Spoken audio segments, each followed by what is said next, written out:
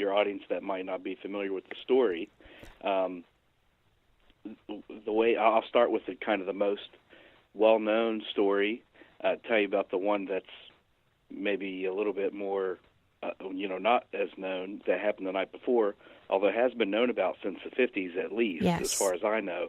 And then, if you'd like, I could go into detail a little bit about the story that just came to light. But the original story, the one that sort of broke everything loose and put Flatwoods on the map, was September 12th, 1952. There were a group of several, young and adolescent kids playing on a small field, like grass lawn area beside the Flatwoods Elementary School. And it was getting about 7 o'clock or so, time of day when the sun was starting to go down, but wasn't completely dark yet. And as they're playing, they notice something streak and blaze across the sky and appear to land on a nearby hilltop. That was a part of a piece of property where there was a small farm called the Bailey Fisher Farm. So, they didn't know what they saw, but being a group of, curious young men that didn't have anything to do at the time but play football, they just took off running in the direction because it was relatively close. And two of the boys were brothers, Eddie and Fred May, and the route that they'd have to take to get to this property is where they lived. So the boys ran to that home and told their mother and sister what they had seen. And so the mother, not really knowing what to expect, or not sure what to let her kids just go and run and do by themselves, grabbed a flashlight and went with them to go up to this, like I said, to this property that for her would just be right up the road, like not 2 or 3 football fields away. Mm-hmm. And so it was Ed and Fred May, Tommy Heyer, and Eugene Lemon that were all playing and were running up to check out what they had seen. And there was also a neighbor that was visiting that was some distant relation to the Mays as well, named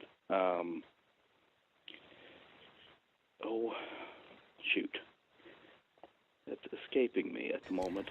It's okay. That happens to me live on the air all the time. but he okay. was actually he just came back from Army National Guard service, so they grabbed him, had him come along too, just in case something happened. They wanted sort of a strong young man that might be able to help them, because the boys age of between 10 and 15 years old, so not very big at all. So they come up and cross the small pasture field. On the other side, there's a gate and a fence. Go through that, and then there's a path that keeps going up to the top of the hill, but it's nearly completely covered in trees. So by this point, from where they're setting, it's pretty dark. So they sort of slow to just a walking pace and are just kind of checking out the area to see if anything looks out of place. And they notice a pulsing red light up at the top of the hill, and they notice like a fog starting to lay on the ground and a smell starting to fill the air that had. The witnesses gave a couple different descriptions of what the smell was, but some described like a sulfuric kind of smell, and others described kind of a burnt metal kind of smell, almost like the smell that would come from welding steel. Yes. So both smells, neither one should have been on that property at that time. So of course they were kind of everything was heightened, and they're starting to think that something really is going on here. And like I said, there's this pulsing red light up at the top of the hill that shouldn't be there as well. So their attention's focused on that. But from their left, in the brush, they can hear rustling. So they turn their flashlight to it, and a figure that appears to be around 12, 13 feet tall, maybe 15 feet tall, seems to be gliding at them fairly quietly Andrew. through the brush. Andrew, Yes. I am going to stop you here because we are up Yes. on our first break, and Okay. I cannot wait to hear the rest of this. We will be right back, guys. 3 minutes.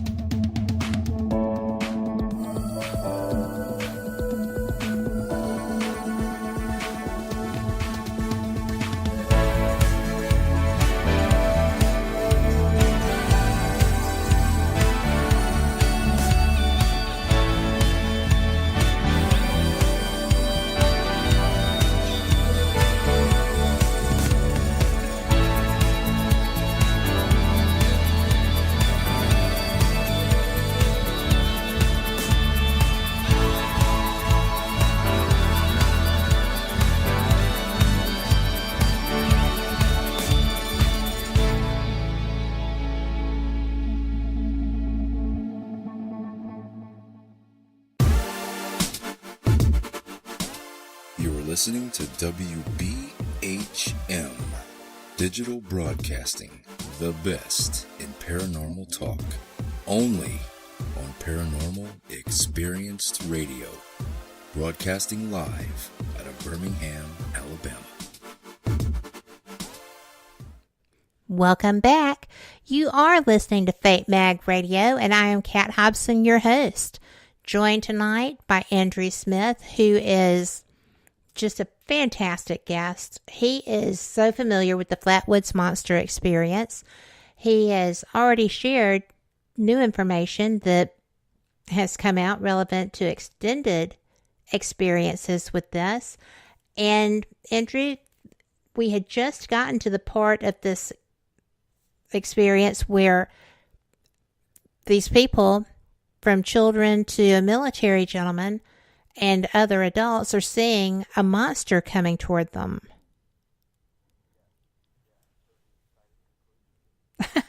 Absolutely.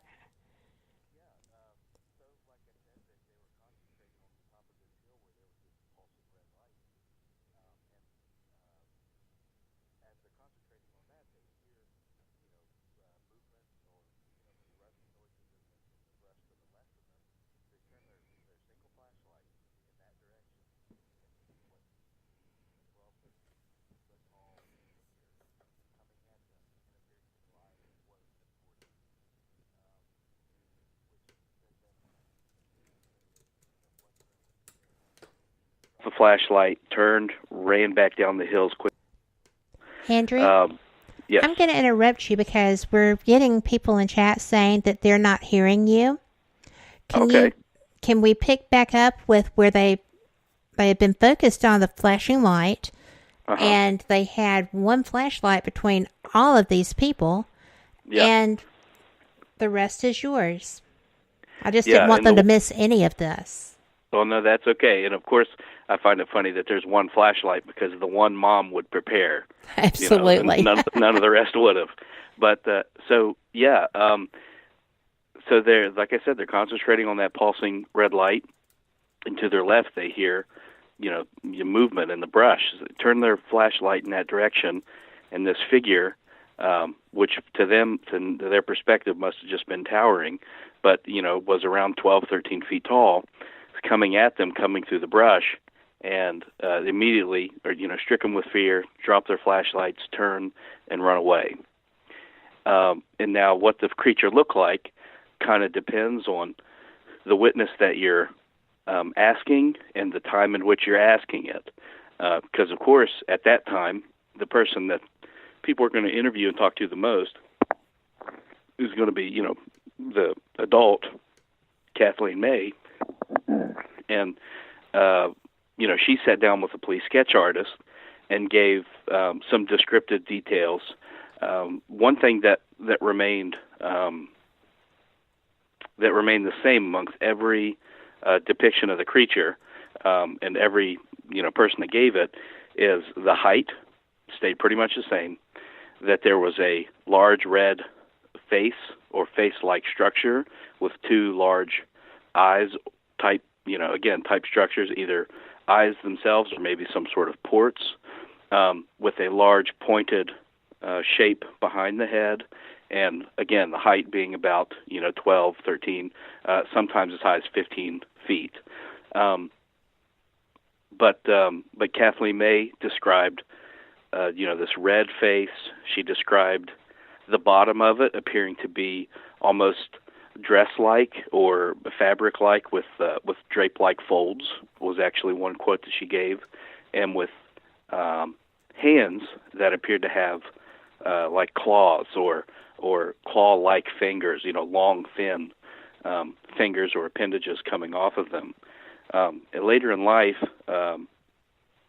Freddie May, her son, when interviewed, would talk about that he felt like what he saw was maybe more mechanical and maybe more metal in nature and form rather than, say, like organic and fabric.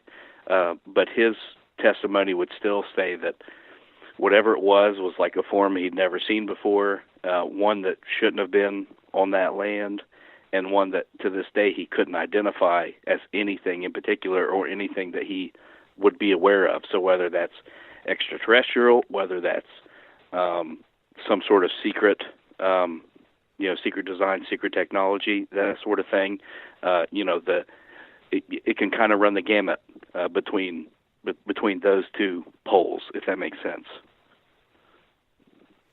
That's just bizarre. Yeah. Very bizarre. Well, when you got Mrs. May's further experiences, you said that they pretty much correlated with the original known experiences, correct? Yes, yeah. So, how many more encounters were there?